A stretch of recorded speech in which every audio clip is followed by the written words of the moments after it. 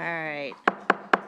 Thank you, guys. Thank you for your patience, your indulgence. As you know, crossover is approaching, so we try to be as best as we can with the time changes for subcommittee voting, et cetera. Just expect a lot more of this till crossover approaches on Monday.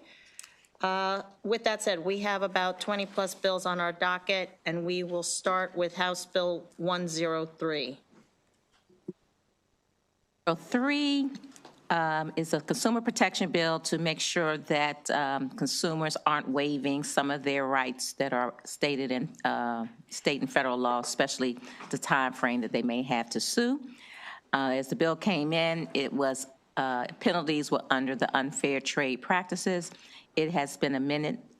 The bill has been amended to address many of the opposition, especially removing the untrade practices, and we are passing it with favorable with amendment from the subcommittee. Move favorable as amended.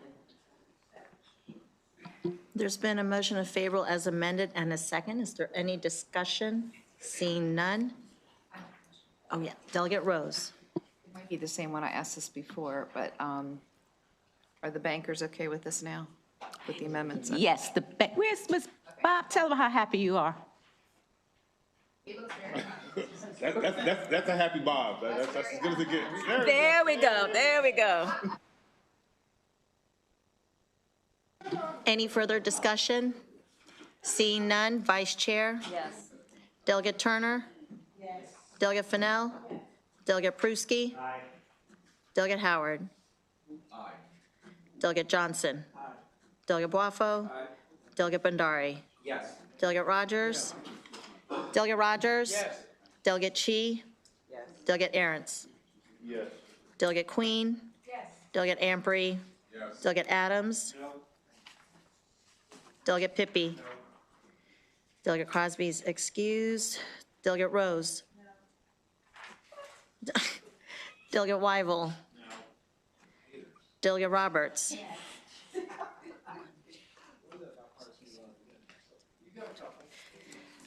House Bill 103 passes 14.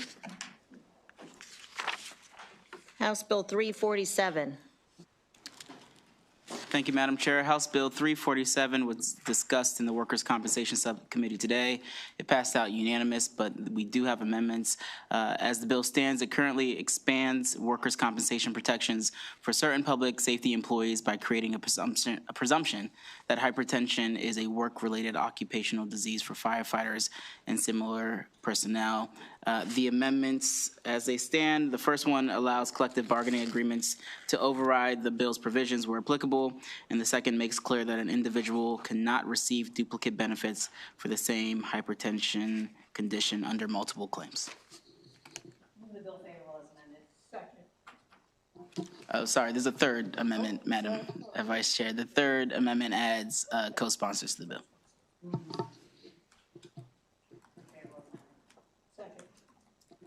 There's been a motion for favorable as amended and a second on House Bill 347. Any discussion? Seeing none. Vice Chair? Yes. Delegate Turner? Yes. Delegate Fennell? Yes. Delegate Pruski? Aye. Delegate Howard? Yes. Delegate Johnson? Aye. Delegate Boafo? Aye. Delegate Bhandari? Yes. Delegate Rogers? Yes. Delegate Chi? Yes. Delegate Arentz? Yes. Delegate Queen? Yes. Delegate Ampry? Yes. Delegate Adams? Yes. Delegate Pippy? Yes. Delegate Crosby's excused. Delegate Rose? Yes. Delegate Wyville? Delegate Roberts? Yes.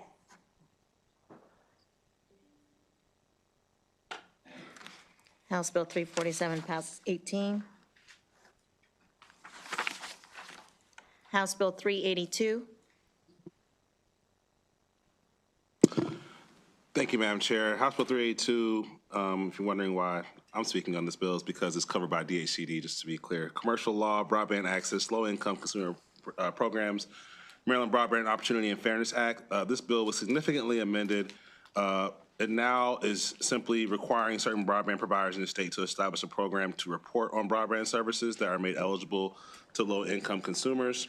And through the amendments, there's various changes on how that functions, and they have certain reporting dates and times With the amendments, many of the concerns around the bill were removed from those who were opposed or favorable with amendments. So the bill came out of subcommittee favorable with amendments. There's been a motion is favorable with amendment and a second on House Bill 382. Delegate Adams.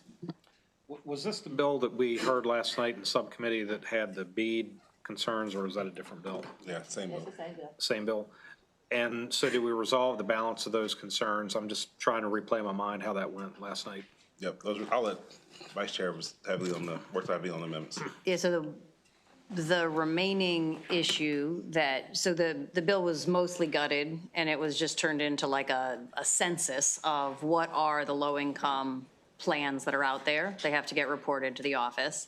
And then there was one remaining piece that directed the office to come up with a definition, and some of the stakeholders indicated they were still worried that that would cause a bead problem.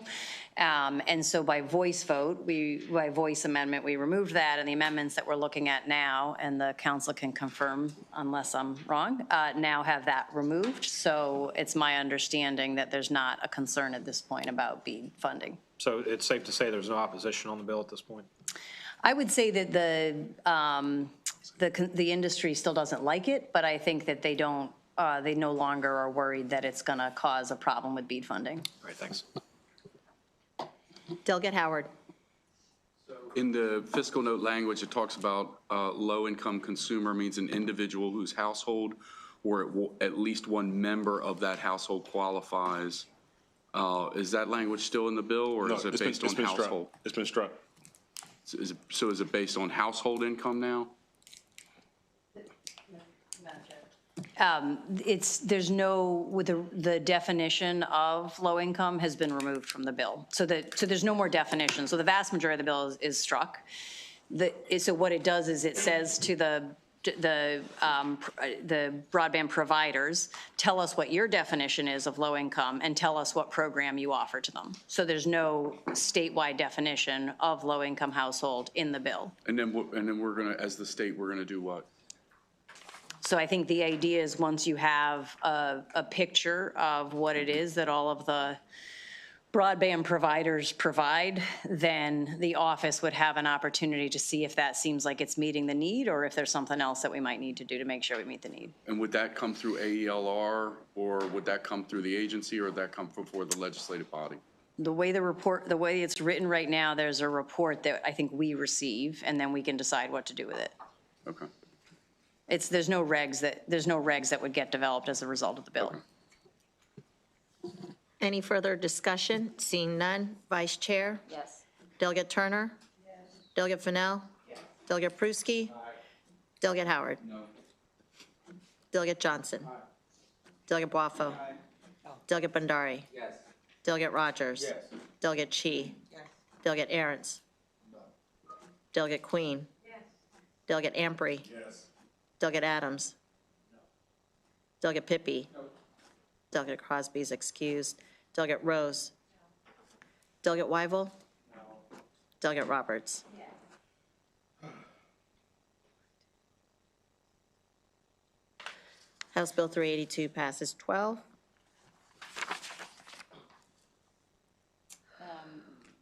House Bill 502. Can we hold this, Madam Chair? Okay, House Bill 502 is being held. House Bill 548. Thank you. House Bill 548 provides certainty by ensuring housing applications are reviewed under the rules in place at submission, not changing midstream. It creates predictability through vesting rights, speed up local review timelines, and reduces upfront cost by delaying impact fees, helping increase housing supply and affordability. And there were a couple of amendments. Amendment number 1 that tighten the language, makes clear the fee provision includes reasonable exception. And Amendment 2, it provides the definition of complete application and define the phases. and extend review timelines from 15 to 30 days and 20 to 35 days. This gives local government more time to properly review application.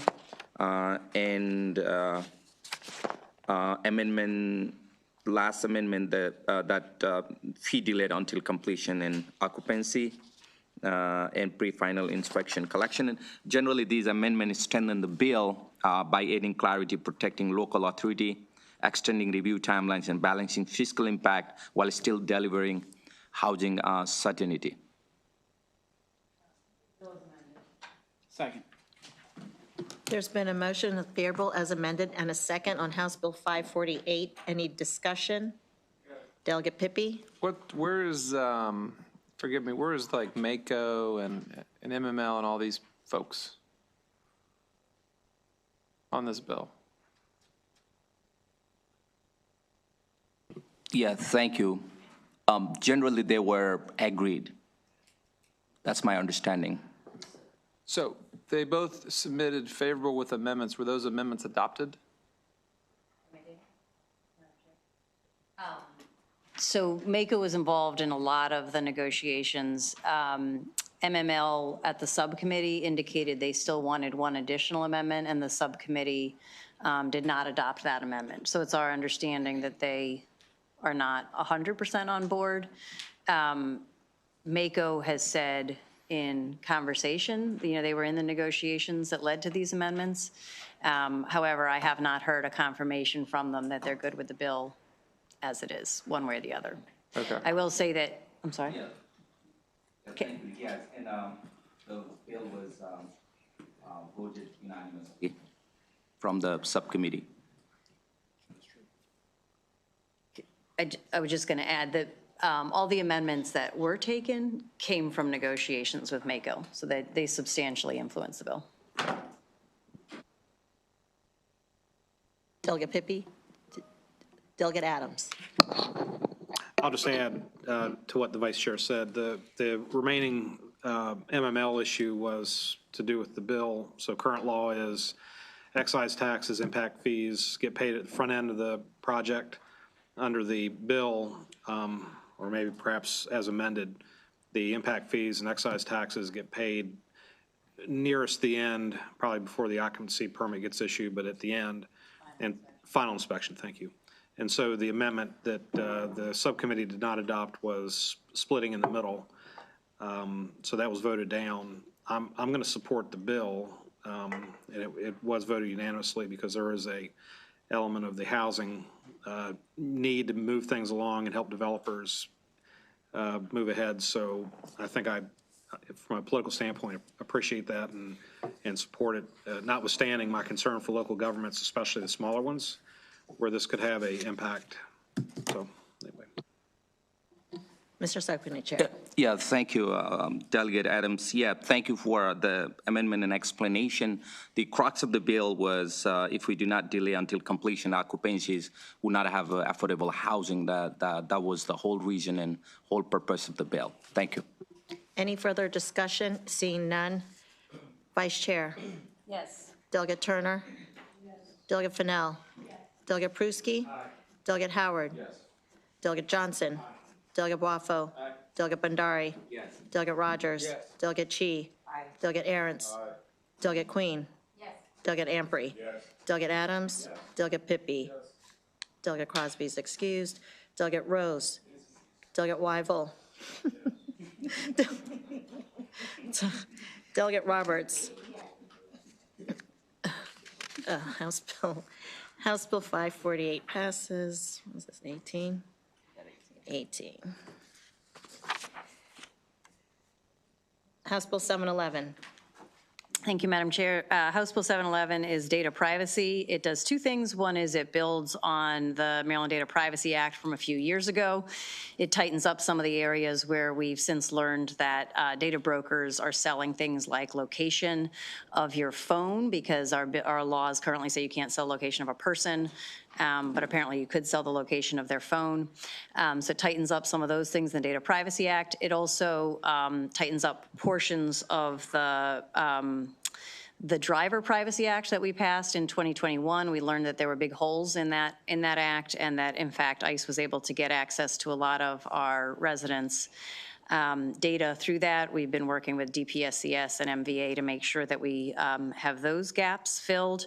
And then it also tightens up general data sharing between state agencies, county agencies, and any federal government agency that requests data, to make sure that due diligence is done to avoid sharing data with ICE without a judicial warrant. The bill has amendments, and it didn't go in subcommittee, so I'd like to move the amendments. Sorry, let me say what the amendments do, and then I'll move them.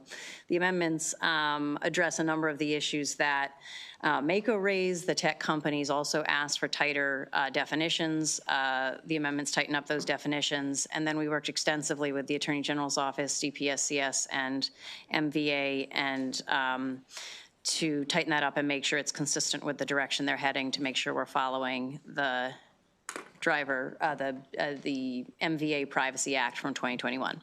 So I move the amendments. There's been a motion favorable as amended and a second on House Bill 711. Any discussion? Delegate Pippy. The Office of Attorney General had some concerns, a couple different versions of concerns. Have you addressed all those? Yeah, I got an email from them saying the amendments address all the concerns. Is that shared with everybody, or? It's not at this point, but I can forward it to you.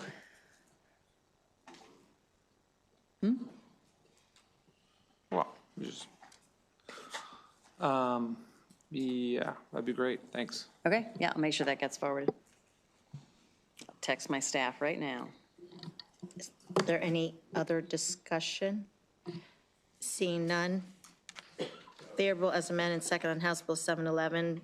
Vice Chair, oh, I'm sorry, Delegate Wyville. So the Office of the Governor says it has a $4.3 million fiscal note.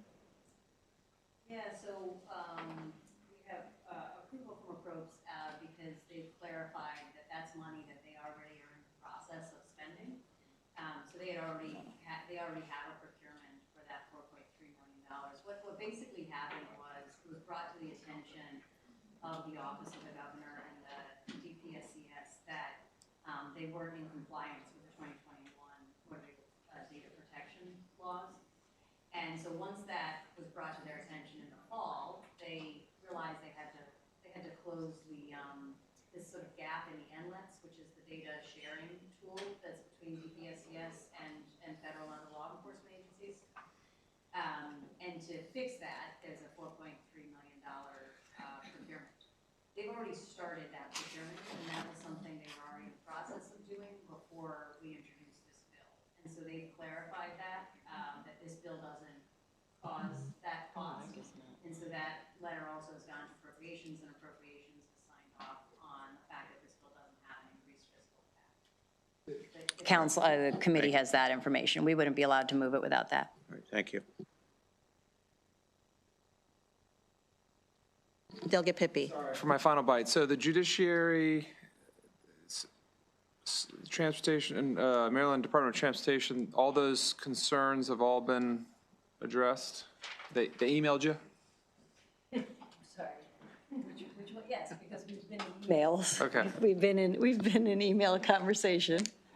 Okay, so. Which ones, sorry. Yes, I have been in email conversation with everyone and in meetings. Okay. Which generally, sorry, when which someone was the has- question? Yeah, sure. I mean, look, generally, when someone has public opposition, they publicly, when they change their minds, they, let everybody know, or I don't know, but that's fine. So it sounds like they've, judiciary, all those issues have been resolved? I have to look at what those are specifically. Which ones were those? Didn't know if Fader sent you an email or something. What's that? The judiciary, they wrote some information from them. Yes, I can tell you what the specific things are that we resolved. I don't remember which things came from whom. That's why I'm asking.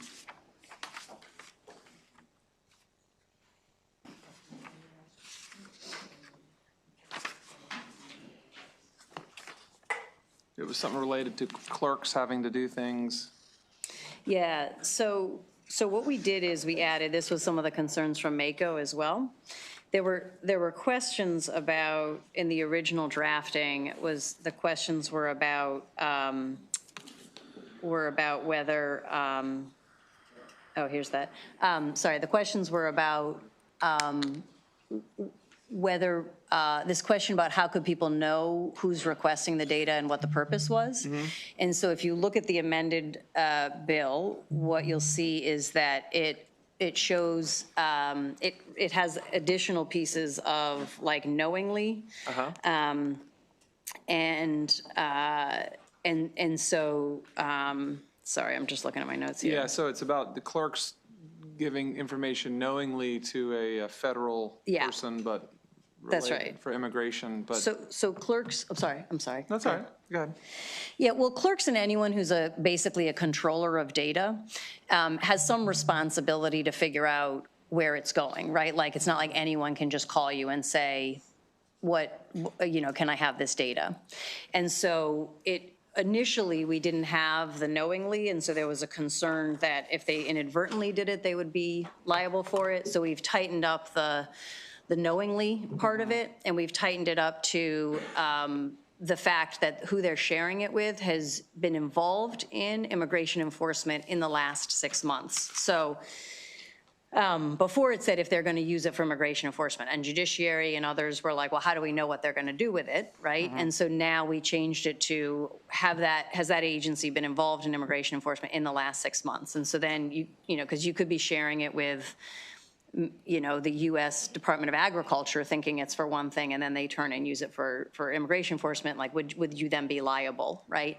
So tightening up that definition so that it's a sort of a much lower bar of what they're responsible for figuring out before they share the data. So the judiciary is favorable now? No, I wouldn't say they're favorable now. I mean, I don't know. Okay, thank you. Any further discussion? Seeing none. Vice Chair? Yes. Delegate Turner? Delegate Fennell? Delegate Pruski? Delegate Howard? Delegate Johnson? Delegate Boifo? Delegate Bandari? Yes. Delegate Rogers? Delegate Chi? Delegate Aaron's? Delegate Queen? Delegate Amprey? Delegate Adams? Delegate Pippy? Delegate Crosby is excused. Delegate Rose? Delegate Wyville? Delegate Roberts? House Bill 711 passes 12. House Bill 730. Thank you, Madam Chair. House Bill 730, Business Regulations, Maryland Franchise and Disclosure Laws. This bill modifies a time frame during which the Securities Commissioner and the Office of the Attorney General may exercise certain powers concerning franchise sales. There were amendments which basically conform it to the Senate version, which passed out of the Senate today 45-0 unanimously. Move the bill favorable as amended. There's been a motion favorable as amended and a second on House Bill 730. Any discussion? Seeing none. Vice Chair? Yes. Delegate Turner? Delegate Fennell? Delegate Pruski? Delegate Howard? Delegate Johnson? Delegate Boifo? Delegate Bandari? Delegate Rogers? Delegate Chi? Delegate Aaron's? Delegate Queen? Delegate Amprey? Delegate Adams? Delegate Pippy? Delegate Crosby's excused. Delegate Rose? Delegate Wyville? Delegate Roberts? House Bill 730 passes. Is that 18?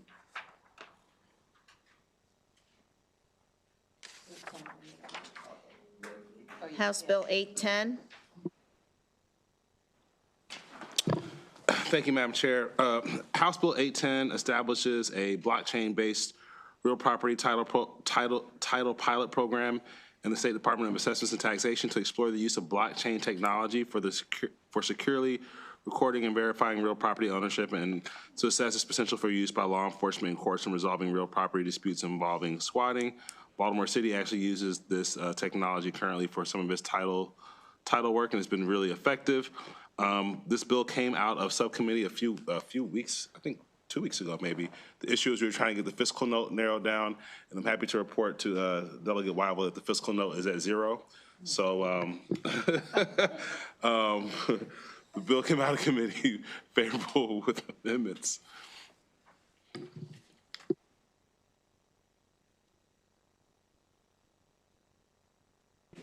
There's been a motion favorable as amended and a second on House Bill 810.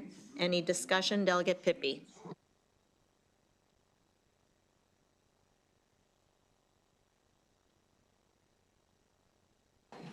Senate, and I'll let council also answer this as well, but the Senate cross-file came over. Yeah. And their fiscal note came in at 0, so that's. Oh, you just conformed it to them? Yeah, the amendments were the same, so we still were waiting on a final analysis, but their analysis came first. Okay, so there's no staff? We're not hiring staff or programming costs or any of that stuff? To my knowledge, the staff that's already there is going to do, it's a pilot program, so we're not running it across the state yet, it's just a pilot program. Okay, well, the only reason I asked is because the pilot program before cost $3.4 million, but whatever. Yeah. So. I think, yeah, well, council, if you want to talk further.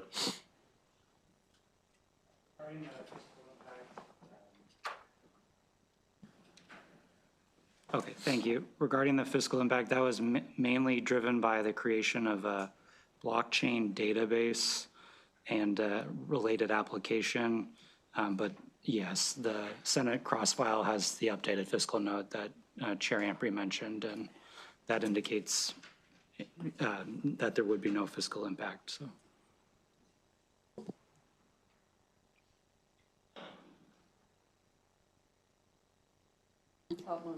I'm sorry, did Delegate Pippy? Okay, Delegate Go to Aaron's. Senate Bill 168. Briefly, Delegate Aaron's? did anyone address the judiciary's complaint saying that they opposed the bill? And they came up and said something about the Maryland Constitution, Title III, real property article. Did we address that? I believe that was addressed in the amendments. What was the amendment that addressed it? 'Cause Council, can you help us recall? It's just a study now. It's a pilot program. It's not. Literally, it's the thing that updated. yeah, but you still got to do stuff. You still got to put a process in place. That's what I'm asking. And they're not, are they okay with this? My understanding is that from the last amendments, from talking with the bill sponsor, that everybody was good to go on this bill. The bill's also passed the Senate. It's also what?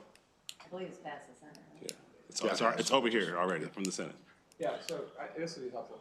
So just, I'm gonna help myself and everybody else. It's no longer a pilot program. That part was struck. So it's just a study now. Yeah, I'm sorry. Yes, study. Study with 0 fiscal note, unanimously passed in the Senate. Okay, thank you. Seeing no further discussion, motion favorable as amended and second on House Bill 810. Vice Chair? Yes. Delegate Turner? Delegate Fennell? Delegate Pruski? Delegate Howard? Delegate Johnson? Delegate Boffo? Delegate Bhandari? Yes. Delegate Rogers? Delegate Chi? Delegate Aaron's? Delegate Queen? Delegate Ampry? Delegate Adams? Delegate Pippy? Delegate Crosby's excused. Delegate Rose? Delegate Weibel? Delegate Roberts? House Bill 810 passes. 18. House Bill 878.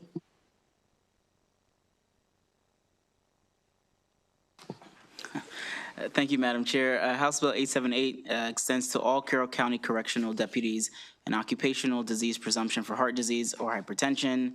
The bill also alters the definition of public safety employee to include Carroll County correctional deputies, making these individuals eligible for enhanced workers' compensation and benefits. There's been a motion favorable and a second on House Bill 878. Any discussion? Seeing none. Vice Chair? Yes. Delegate Turner? Delegate Fennell? Delegate Pruski? Delegate Howard? Delegate Johnson? Delegate Boffo? Delegate Bhandari? Delegate Rogers? Delegate Chi? Delegate Aaron's? Delegate Queen? Delegate Ampry? Delegate Adams? Delegate Pippy? Delegate Crosby's excused. Delegate Rose? Delegate Weibel?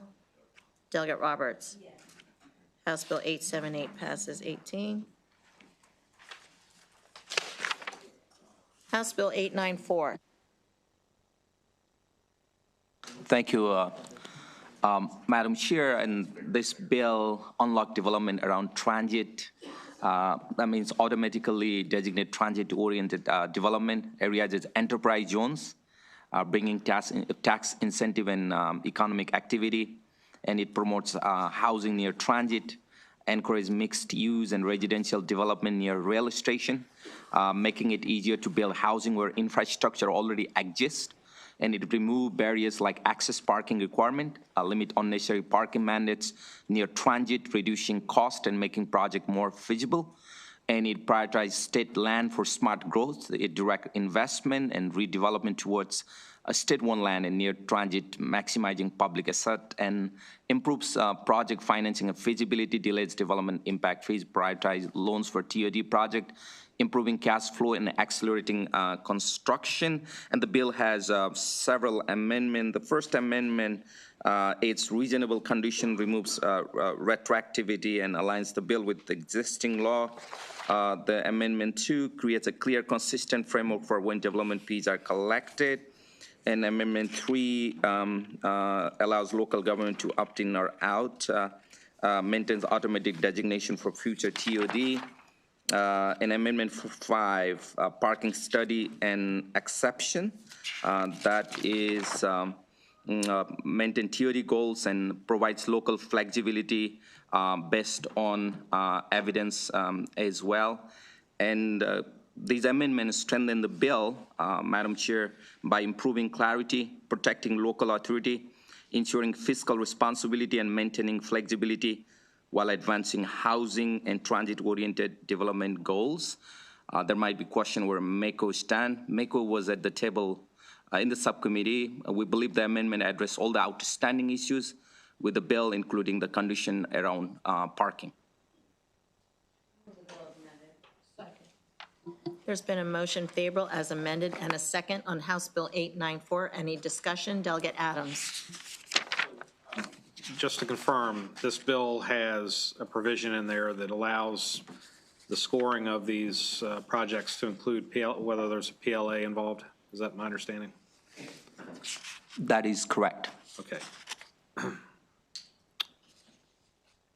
I would vote for this bill, but for the need on this PLA. This is the bill the governor came to our committee. One of our colleagues asked the question, and I believe we got the answer that it's more important to make sure that we're using Maryland workers, that we are advocating for the interests of our citizens. I will stipulate, and I'm sure we'll have some conversation about this, that when you invite unions to these projects, the only way to get unions in the construction trades, I'm not talking about teachers union, I'm not talking about service unions, I'm talking about construction unions. The only way you're going to be able to get a sizable construction project done is to bring unions out of state to work in our state of Maryland. I'll just say to you, if the unions want to make a value proposition, bid on work, take part of the process of procurement in this setting, they can do that without the PLA language. They just have to compete against the merit shop. That's all there is to it. So the bill does not need this. And Madam Chair, my vote is this close to supporting this, but for that one issue. Madam Vice Chair. Mr. Subcommittee Chair. Yeah, thank you. Madam Vice Chair, you want to chime in? Madam Chair? Sorry, is it? So for the record, it is a competition amongst anyone who bids. There's additional points for a number of things. I don't actually have the list in front of me. One of them is a PLA. And I just personally, so that's sort of factual, what's in the bill. And I'll just share that I don't think there's lots of PLAs in the state in which there are Maryland workers working in those PLAs. I've seen myself censuses of, where workers live in certain building trades, and workers in certain building trades live in Maryland and work in Maryland. And so I don't think there's any reason to believe this would change who's working on the project. So for that reason, the committee has chosen to keep that that in the bill. Any further discussion? Seeing none. Vice Chair, Yes. Delegate Turner? Yes. Delegate Fennell? Yes. Delegate Pruski? I'm sorry. Delegate Howard? No. Delegate Johnson? Delegate Boifo? Delegate Bandari? Yes. Delegate Rogers? Yes. Delegate Chi? Delegate Aaron's? No. Delegate Queen? Yes. Delegate Amprey? Yes. Delegate Adams? No. Delegate Pippy? No. Delegate Crosby's excused. Delegate Rose? Delegate Weigel? No. Delegate Roberts? Yes. House Bill 894 passes 12. House Bill 1098. Thank you, Madam Chair. House Bill 1098, as originally drafted, was to deal with certain bankruptcy proceedings. It was significantly amended. The bill sponsor worked very closely with the industry to get the bill to where they will all be in agreement on the bill. The bill now exempts certain owner-occupied residential real property from execution on a judgment in a certain amount and subject to certain adjustments. Residential real property and and generally relating to residential real property and exemptions from execution of a judgment. One of the big changes that occurred that brought certain people on board was literally this happened during the subcommittee, so it was fun to watch. The threshold was originally $150,000 in the bill, or I think $300,000 in the bill, but it got moved all the way down to $75,000 so that everyone was made happy. Bill came out unanimous in subcommittee. There's been a motion favorable as amended and a second on House Bill 1098. Any discussion? Seeing none. Vice Chair? Yes. Delegate Turner? Yes. Delegate Fennell? Yes. Delegate Pruski? Aye. Delegate Howard? Yes. Delegate Johnson? Delegate Boifo? Aye. Delegate Bandari? Yes. Delegate Rogers? Yes. Delegate Chi? Aye. Delegate Aaron's? Yes. Delegate Queen? Yes. Delegate Amprey? Yes. Delegate Adams? Yes. Delegate Pippy? Yes. Delegate Crosby's excused. Delegate Rose? Yes. Delegate Weigel? Yes. Delegate Roberts? Yes. House Bill 1098 passes 18.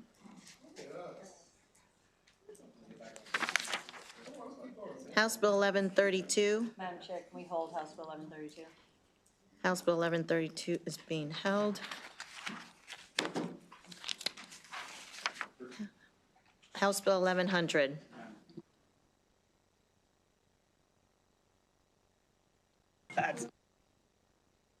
Madam Chair? Okay, it finally stopped. All right, so House Bill 1100, bill prohibits a person from recklessly or willfully, maliciously defacing, damaging, or destroying telecommunications infrastructure.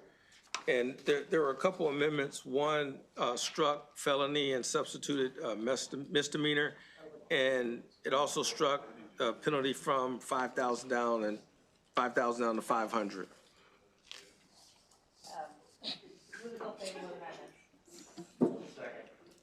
There's been a motion favorable as amended and a second on House Bill 1100. Any discussion? Delegate Pippy. Just want to make sure that we're conforming penalties of cutting down a cell phone tower and scrapping it to that of not having a license plate in front of the vehicle. That's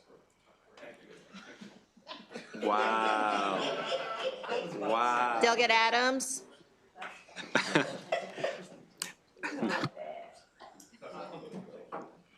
I move the bill favorable amendments. You did. Any further discussion? Seeing none, there was a motion favorable as amended and a second on House Bill 1100. Vice Chair? Yes. Delegate Turner? Yes. Fennell? Yes. Delegate Pruski? Aye. Delegate Howard? Yes. Delegate Johnson? Delegate Boifo? Delegate Bandari? Yes. Delegate Rogers? Yes. Delegate Chi? Yes. Delegate Aaron's? Only because Delegate Chi went forward, I'll go. Okay. Delegate Queen? Yes. Delegate Amprey? Yes. Delegate Adams? Yes. Delegate Pippy? Yes. Delegate Crosby's excused. Delegate Rose? Yes. Delegate Weigel? Yes. Delegate Roberts? Yes. House Bill 1100 passes 18. House Bill 1191. House Bill 1191. This bill allows Secretary of Labor to issue temporary licenses to out-of-state or non-fixed location dealers for event-based sales, sets requirements, and enforces penalty. There was an amendment which added co-sponsors.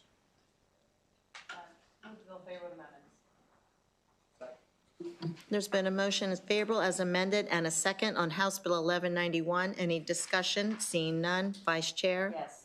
Delegate Turner? Yes. Delegate Fennell? Yes. Delegate Pruski? Delegate Howard? Yes. Delegate Johnson? Delegate Boifo? Delegate Bandari? Yes. Delegate Rogers? Yes. Delegate Chi? Yes. Delegate Aaron's? Yes. Delegate Queen? Yes.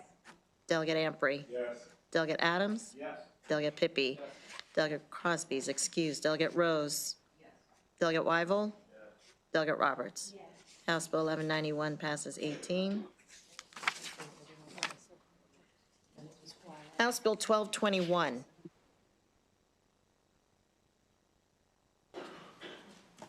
Thank you, Madam Chair.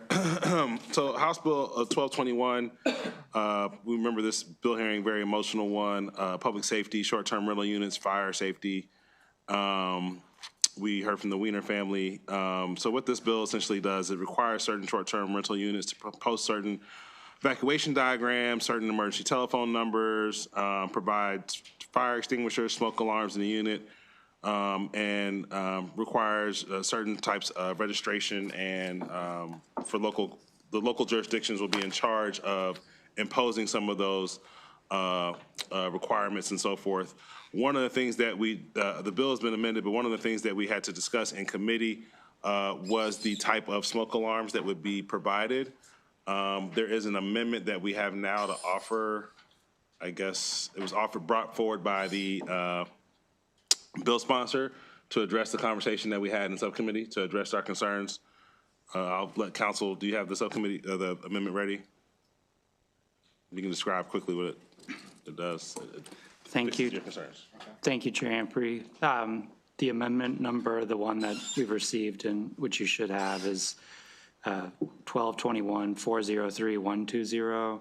And then on page 6, there's the there was the discussion about interconnected smoke alarms, how that may or may not be a feasible requirement, different standards that are in effect.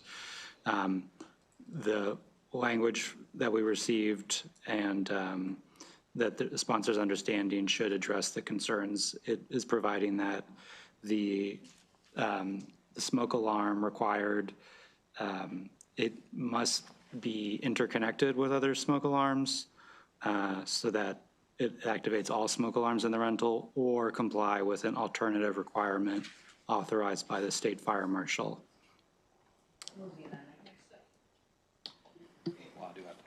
There's been a motion. Just on the amendment. Oh, I'm sorry.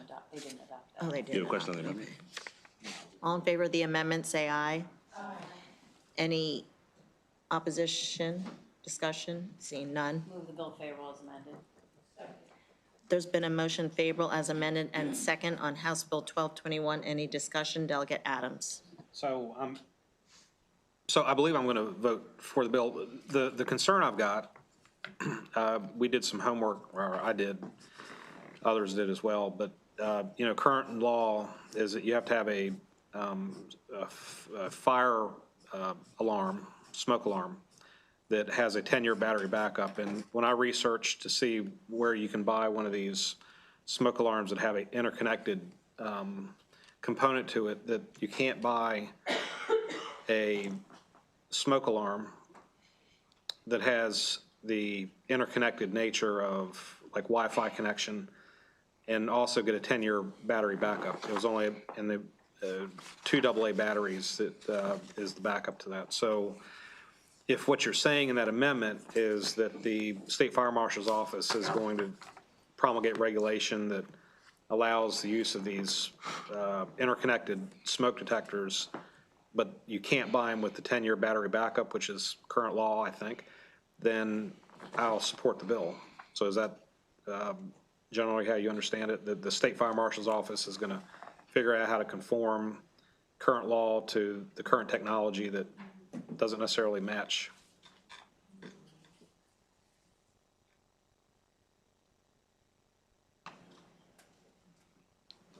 Thank you. Or fixes that.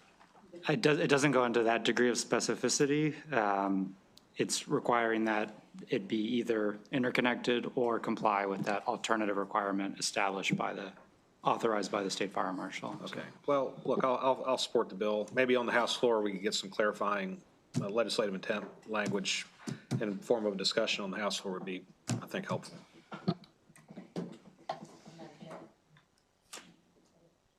Oh, just the bill has passed in this posture out of Tripoli just today, so for what it's worth. What was the vote? You can look, I don't know, you can look on, Oh, we can look it up now, I guess. you can look it up on the system. Any further discussion? Seeing none. Vice Chair? Yes. Delegate Turner? Delegate Fennell? Delegate Pruski? Delegate Howard? Delegate Johnson? Delegate Boifo? Delegate Bandari? Delegate Rogers? Delegate Chi? Delegate Aaron's? I'm sorry, what? Okay. Delegate Queen? Delegate Amprey? Delegate Adams? Delegate Pippy? Delegate Crosby's excused. Delegate Rose? Delegate Wyval? Abstain. Delegate Roberts? House Bill 1221 passes 17.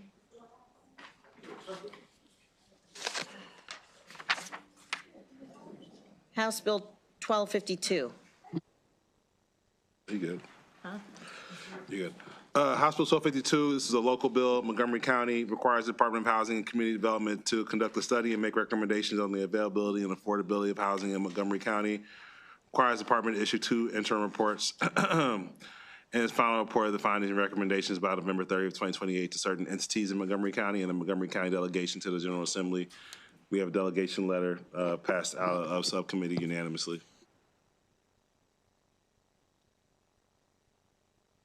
There's been a motion favorable as amended and a second on House Bill 1252. Any discussion? Seeing none. Vice Chair? Yes. Delegate Turner? Delegate Fennell? Delegate Pruski? Delegate Howard? Delegate Johnson? Delegate Boifo? Delegate Bandari? Delegate Rogers? Delegate Chi? Delegate Aaron's? Delegate Queen? Delegate Amprey? Delegate Adams? Delegate Pippy? Delegate Crosby's excused. Delegate Rose? Delegate Wyval? Delegate Roberts? House Bill 1252 passes 18.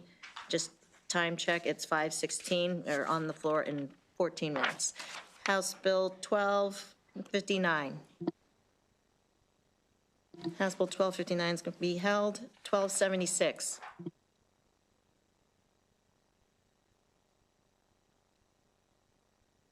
Program in the West North Avenue Development Authority.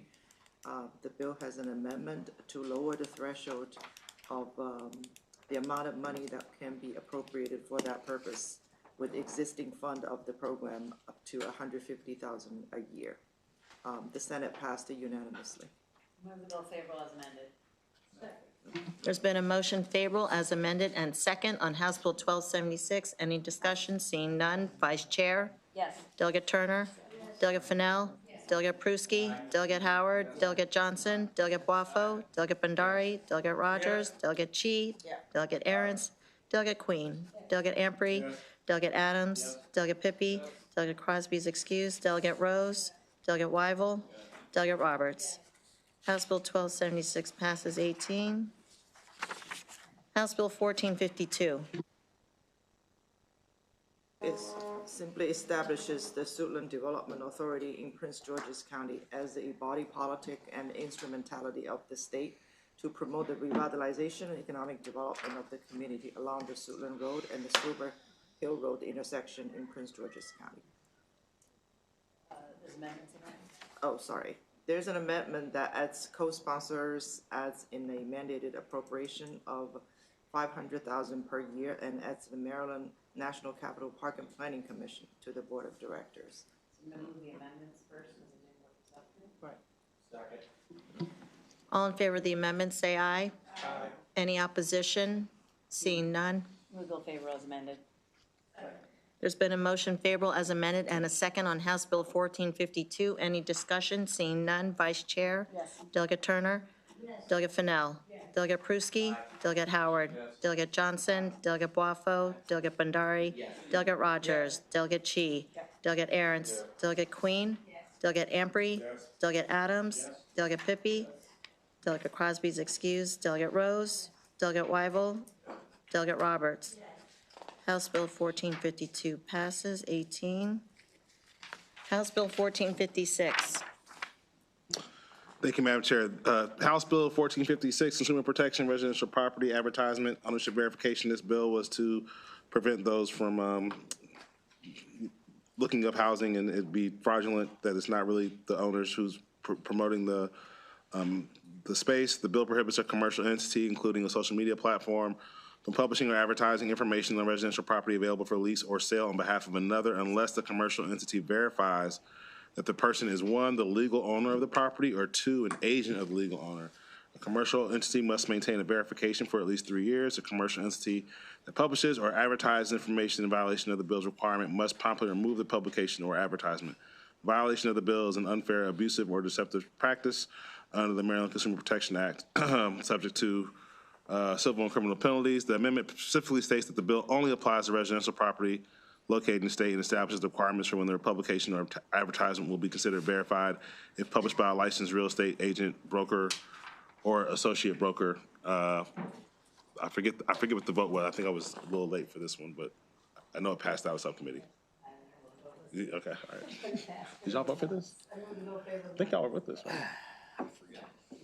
There's been a motion favorable and as amended and a second on House Bill 1456. Any discussion? Delegate Pippy and then Delegate Adams.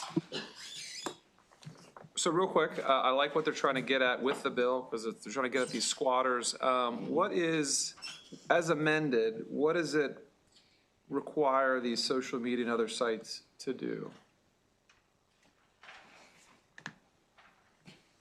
Give me 1 second.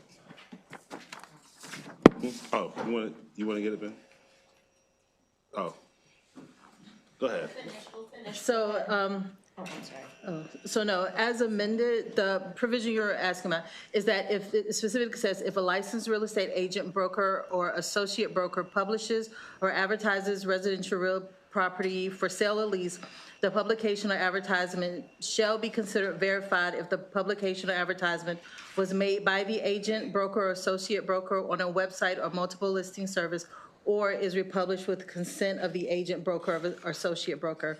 My understanding by the sponsor is that these amendments were designed to take care of the issues that the realtors brought forward. And so this, because if I remember correctly, the concern was we published it here, but then it goes off, and the way the bill came in, every other subsequent publication would have to verify. Yeah. This way, it specifically limits it to the initial publication on the real estate or the site. If a licensed real estate agent, if they publish it or advertise it, they have to verify where it goes from there because they did their due diligence. So like if it's posted on the MLS by a realtor, then other sites could use that verification to say that that covers it. And it's been verified. And then it's still, but it still has the teeth of the abusive fair. Yes. Okay.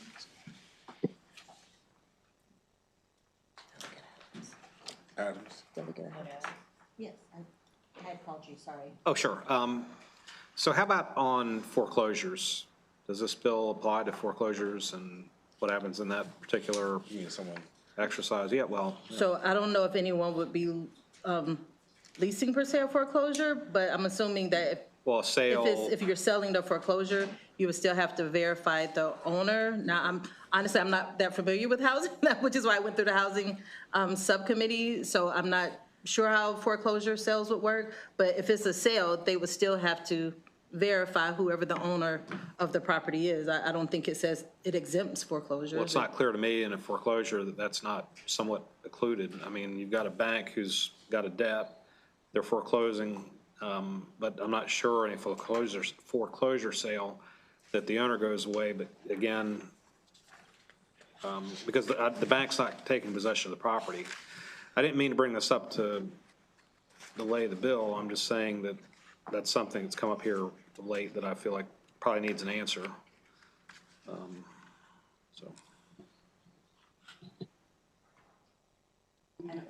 A bank, a foreclosure sale, the bank is going to the public and saying, hey, to solve this, we're going to allow people to bid on, or, you know, whatever a foreclosure sale looks like. Who knows what happened to the owner? So my understanding is it just applies to agents and brokers. So if the agent or the broker is listing it, then it applies to them. So I'm not sure if it would apply to a bank if they're listing it, because I don't know if in that moment the bank would be acting as an agent or a broker. They would more or less be acting as the bank itself and not someone regularly engaged in the selling of real estate. It wouldn't surprise me that a foreclosure would have this element of a squatter in the house at the same time they're trying to dispose of the assets so they can get their money. Just Would the bank be considered? Are you asking Yes. if the bank, are you asking if a bank can actually foreclose and then sell the property based on this? Or are you asking what happens if there's someone in there and a foreclosure is occurring? So I'm specifically saying, here's the bill, here's what the bill does. What happens during a foreclosure sale? Because I think what we're contemplating is. Go ahead. So in a foreclosure sale, at that point, the bank owns the property, right? So the bank has, Be the owner, and they would be the bank is the owner, and so they have to, abide by. they can demonstrate that they own the property because they've foreclosed on it, and now the bank is the owner.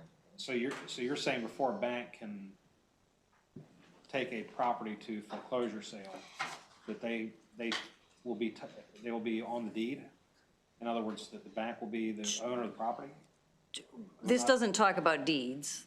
I'm saying. There's a whole separate section of law that transfers a property from an owner to a bank when a foreclosure occurs. At that point, the bank is the owner of that property. And so there's nothing in this that would keep a bank from going through a process. This doesn't say you have to show a deed. I'm not completely sure I agree with that. However, because what you're Okay. saying is that the bank somehow or another ends up being the owner of the property, which means they're on the deed, which means there's a transfer of title. And I'm not sure I agree with that. Okay, well, we disagree. Okay, fair enough. Any further discussion? There's a favorable and amended and a second on House Bill 1456. Vice Chair? Yes. Delegate Turner? Delegate Fennell? Delegate Pruski? Delegate Howard? Delegate Johnson? Delegate Boifo? Delegate Bandari? Delegate Rogers? Delegate Chi? Delegate Aaron's? Delegate Queen? Yes. Delegate Amprey? Yes. Delegate Adams? No. Delegate Pippy? For now. Delegate Crosby is excused. Delegate Rose? Delegate Wyval? Yes.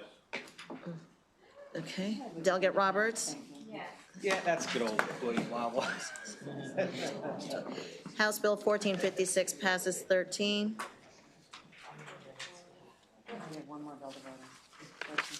Did I count that right? 1, 2, 4. House Bill 1466. Sleepy. Very sleepy. House Bill 1466, Department of Housing and Community Development Appraisal Gap Farm Historic Redlining Financial Assistance Program Qualified Properties. House Bill 466 expands the definition of a qualified property for DHCD's appraisal gap from Historic Redlining Financial Assistance Program or uplift to also include areas that have been historically redlined or have undergone urban renewal. The program currently only serves low-income census tracts and sustainable community areas. This would expand it into areas that will fall under the definition of historically redlined or have undergone urban renewal, as I previously stated. There was no opposition to the bill and was no amendments. There's been a motion favorable and second on House Bill 1466. Any discussion? Seeing none. Vice Chair? Yes. Delegate Turner? Yes. Delegate Fennell? Delegate Pruski? Yes. Delegate Howard? No for now. Delegate Johnson? Delegate Boifo? Delegate Bandari? Yes. Delegate Rogers? Yes. Delegate Chi? Yes. Delegate Aaron's? Aye. Aye. Delegate Queen? Yes. Delegate Amprey? Yes. Delegate Adams? Yes for now. Delegate Pippy? Yes. Delegate Crosby is excused. Delegate Rose? Yes. Delegate Wyval? Yes. Delegate Roberts?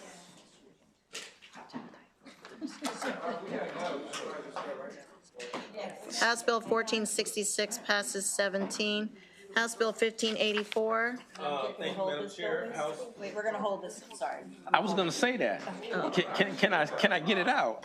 Thank you, Madam Chair. House Bill 1584, we're going to hold. Thank you. House Bill 1584. House Bill 1548 is withdrawn. Move unfavorable, withdrawn. House Bill 1540, no objections.